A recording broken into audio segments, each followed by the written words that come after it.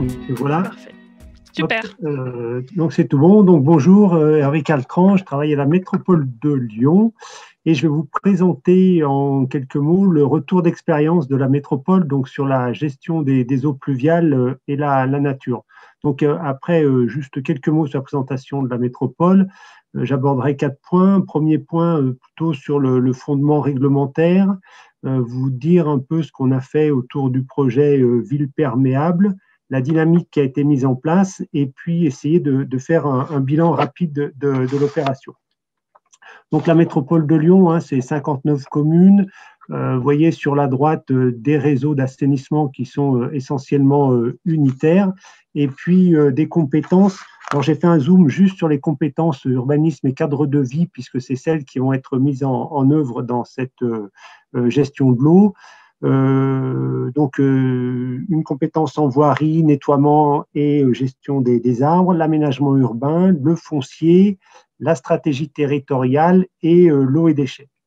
Donc ouais, j'étais sur donc la question qui se posait, donc c'était comment on peut faire pour gérer l'eau pluviale et les questions de désimperméabilisation et de nature en ville. Donc la première chose que nous avons fait, c'est de se donner un fondement réglementaire qui était basé sur une règle qui était très simple, c'est zéro rejet d'eau pluviale au réseau d'assainissement. Donc tout ce qui va être désimperméabilisation, déconnexion des eaux pluviales sur tout le territoire devient la règle. Et comme bien sûr on a des pluies qui ont différentes fortes ou différentes intensités, on a défini aussi 3 niveaux de service avec un lien fort avec la végétation.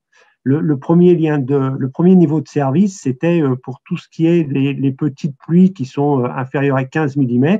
Donc, on ne veut absolument pas voir ces eaux dans nos réseaux d'assainissement. Donc, on demande de déconnecter systématiquement toutes ces eaux du système d'assainissement. Pour les pluies qui sont moyennes, un peu plus fortes, donc l'idée c'est de compenser toute nouvelle imperméabilisation pour ne pas aggraver les risques.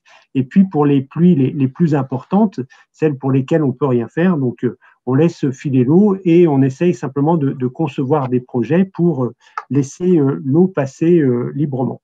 Alors cette règle, elle a été inscrite au niveau de la métropole dans les documents que sont le PLU. Et donc là, on va retrouver dans 3 chapitres un chapitre sur les risques et les nuisances, tout ce qui va concerner le débordement des cours d'eau, mais ce n'est pas forcément très important. Ce qui nous intéresse, c'est surtout le risque ruissellement. Un chapitre sur lequel on va traiter de la gestion des eaux pluviales en ville, dans le chapitre équipement et réseau, et un chapitre important sur la nature en ville, dans laquelle on va imposer à chaque aménageur de garder au moins 20% de sa parcelle en zone de pleine terre dans laquelle on va pouvoir infiltrer ces eaux pluviales, dans laquelle l'aménageur va pouvoir infiltrer ces eaux pluviales. Donc ces règles sont reprises aussi dans le règlement d'assainissement. On réexplique les règles de zéro rejet des eaux pluviales au réseau. Et puis on a la chance d'avoir sur une partie du territoire, sur l'Est lyonnais, un SAGE. Et dans ce SAGE, donc il y a une doctrine qui a été élaborée avec 8 points pour la gestion de l'eau, et un point en particulier qui indique qu'il ne faut pas sur ce SAGE de l'Est lyonnais. Donc, on fait le premier lien entre la nature en ville et la gestion de l'eau, puisqu'on dit qu'il faut utiliser, entre autres, tous les bénéfices de l'évapotranspiration pour gérer ces eaux.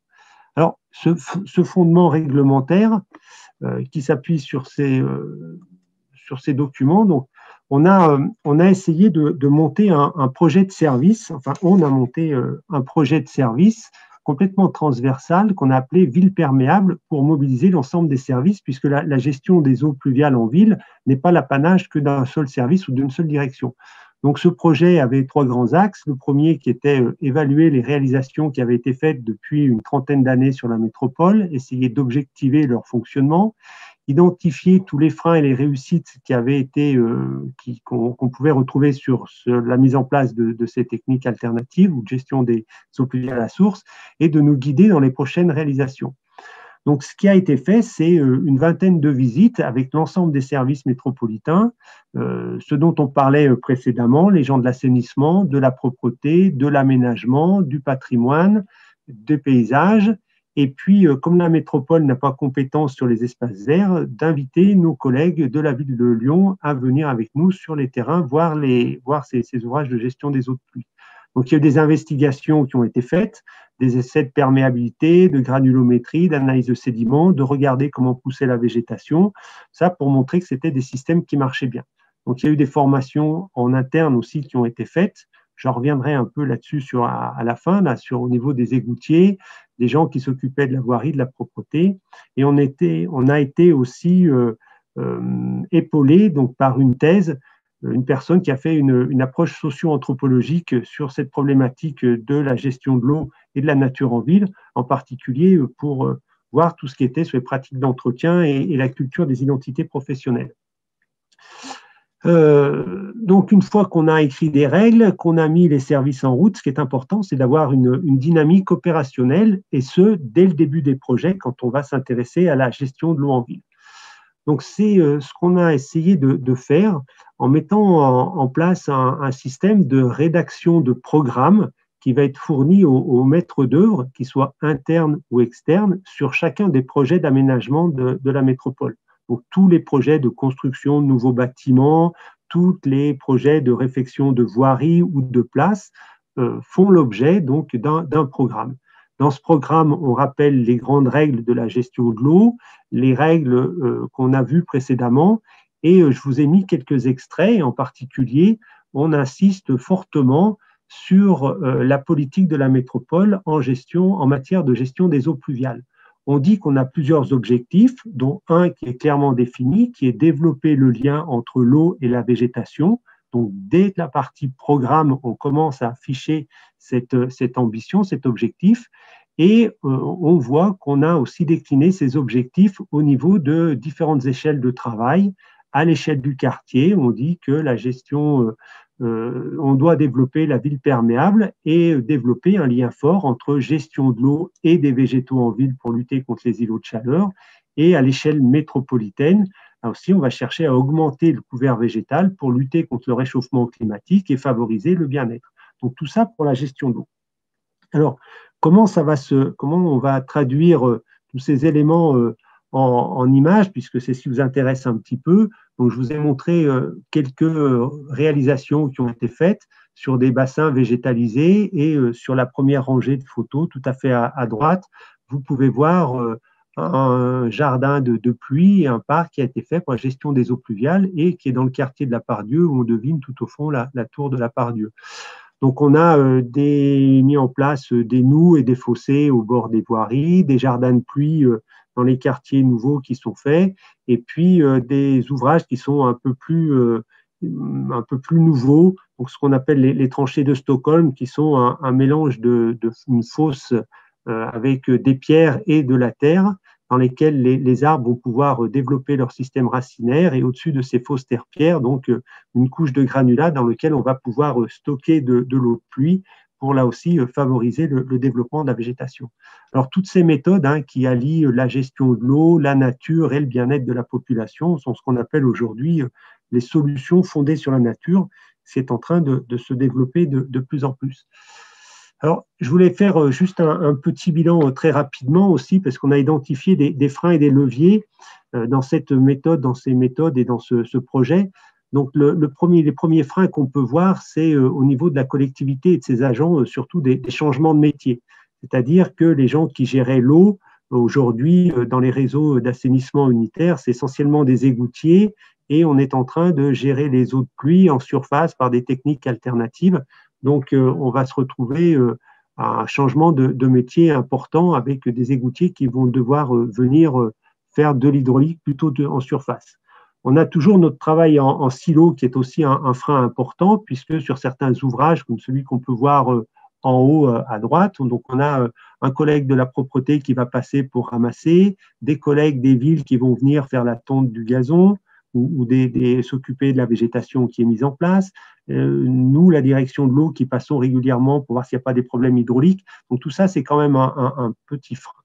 On a un frein qui est un peu plus important aussi, c'était des déplacements de dépenses et de gains entre les budgets, à savoir qu'avec ce type de méthode, la direction de l'eau va faire des économies, puisqu'on ne va pas mettre de tuyaux, on aura moins d'entretien. Par contre, les dépenses, ce qu'on va gagner, nous, ça va être mis sur le budget de nos collègues de la propreté, qui vont avoir un fonctionnement qui va être plus important puisqu'on fait de nouveaux espaces à nettoyer. Et on a ce déplacement de budget aussi entre parfois la métropole et les communes, puisque nous faisons des ouvrages et c'est sur la partie espace vert, c'est les communes qui vont devoir entretenir. Et puis, au niveau des usagers, on a surtout une crainte, c'est d'une nature non contrôlée, l'apparition de plantes qui pourront être allergènes, la question du moustique tigre qui peut se développer, etc. Donc ça, c'est les freins. Au niveau des leviers, donc on s'appuie surtout sur le cadre de vie qui est amélioré pour les citoyens. Par contre, la photo qui est en bas à droite aussi montre un parc qui a été réalisé et les promoteurs autour de ce parc s'en sont servis comme un argument de vente en disant venez habiter autour d'un hectare, un parc d'un hectare avec de la végétation, gestion de l'eau pour le rafraîchissement en été, etc. Donc c'est un vrai levier. On a la limitation des îlots de chaleur aussi auprès des citoyens qui est un levier pour pouvoir mettre en place cette politique de gestion de l'eau et de la nature. Les règlements dont on a parlé qui vont s'imposer aux citoyens pour la gestion de l'eau. On a aussi des aides financières qui peuvent être données par les agences de l'eau ou des projets européens. Et puis, on se rend compte au niveau du coût global, ce qui va intéresser la collectivité, c'est que si on regarde l'investissement et le fonctionnement, donc c'est plus intéressant de mettre ces techniques alternatives plutôt que de faire des travaux importants avec des tuyaux. Et sur la dernière diapositive, là, je voulais vous montrer aussi les avantages et les inconvénients. Dans le projet Ville perméable, on a essayé de faire un bilan de ce qui se passait entre les espaces végétalisés pour gérer l'eau et puis ce qu'il y avait des réseaux unitaires. Et on a regardé alors différents indicateurs que je ne vais pas vous détailler, mais un indicateur sur le bien-être en ville, un indicateur sur l'adaptation à l'augmentation des volumes d'eau, un indicateur sur la protection des milieux naturels et un indicateur sur la production des déchets non valorisables. Et donc, on se rend compte facilement que tout ce qui va être sur ces espaces de gestion des eaux en superficie, c'est gestion à la source, ben on a vraiment un bien-être en ville, alors que les réseaux unitaires ou les réseaux séparatifs n'ont pas cet intérêt de bien-être en ville. Des techniques alternatives en surface et la gestion de l'eau en surface avec la nature permet aussi de s'adapter facilement à une augmentation des volumes d'eau. On pourrait très bien imaginer élargir ou approfondir une tranchée alors que sur des tuyaux, c'est absolument pas possible. Ou alors ça coûte très très cher. Sur la protection des milieux naturels, là aussi, il n'y a pas photo, donc c'est plus intéressant d'avoir des milieux naturels avec une biodiversité qui va se développer alors que dans les réseaux, on n'a pas. Et sur la production des déchets, on se rend compte que tout ce qui est espace de nature, donc les seuls déchets qu'on ait, c'est des produits de tonte ou des produits d'entretien d'espaces verts, ce qui est complètement valorisable alors qu'on n'a pas sur les réseaux unitaires. Voilà. Donc ça a été très rapide, j'ai fait qu'effleurer le sujet, j'espère qu'il y aura des questions sur cette partie-là. Donc je vous remercie pour votre attention.